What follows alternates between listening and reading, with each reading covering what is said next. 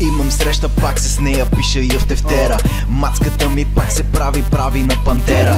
Търся профила навсякъде, не я намирам. Така като гледам брат, май съм блокиран. Момиче като нея, много странна, мале.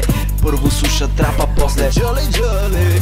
Идвам пак на слънчев бряг, казвам ви hello. А диджея бате вика